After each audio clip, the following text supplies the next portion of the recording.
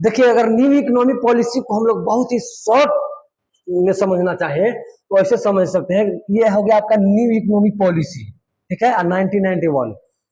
तो new for something new, ठीक है, कुछ जो है कि अलग, जो पहले से, जो भी 90 से पहले से जो भी तरह के पॉलिसी आए थे उससे क्या करना है, कुछ अलग बनाना है। डिफरेंट इकोनॉमिक रिफॉर्म्स, एक अलग तरह का आर्थिक सुधार की बात कही गई, चाहे वो लॉन्ग टर्म के लिए हो चाहे वो शॉर्ट टर्म के लिए हो, ठीक है। और उसी में आता है पॉलिसी, तो पॉलिसी इंडिकेट कर रहा है, पॉलिसी ऑफ एलपीजी की बात कर रहा है।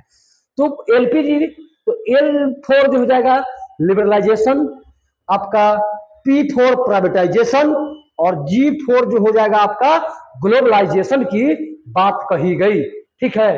और 1991 जो है इंडिकेट कर रहा है कि इंट्रोड्यूस इन 1991, यानी कि यह 1991 में इंट्रोड्यूस किया गया। एकदम समरी, बहुत छोटा में अगर इसका अर्थ निकाला जाए न्यू इकोनॉमिक पॉलिसी का, तो यही था कि हम लोगों को कुछ नया करना है, ठीक है, कुछ नया करना है। किससे नया? जो पहले से पॉलिसीज बनते आ रहे हैं उन सबों से नया करना है। और डिफरेंट इकोनॉमिक रिफॉर्म, यानी कि अलग तरह के जो आर्थिक सुधार है, उस आर्थिक सुधारों में एक अलग तरह का सुधार देखने के लिए तो मिला, तो आपको एलपीजी मिल गया।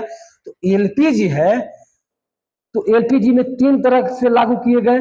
आपका लिबरलाइजेशन, उदारीकरण की बात कही गई, आपका प्राइवेटाइजेशन यानी कि निजीकरण की बात कही गई, और एक ग्लोबलाइजेशन यानी कि आपका वैश्वीकरण की बात कही गई। और इनके लिए अलग अलग तरह के लक्ष्य, टारगेट सेट किए गए, और उन टारगेटों की अचीवमेंट के लिए इनको अलग अलग छूटें दी गई, अलग अलग इनको रियायतें दी गई, ठीक है।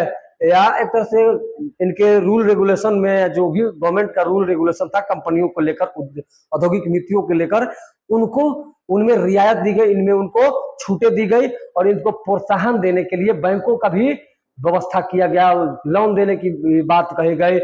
बहुत शॉर्ट टर्म लोन, बहुत लॉन्ग टर्म के जो है कि ऋण, बहुत तरह के दिलाने का प्रयास किया गया।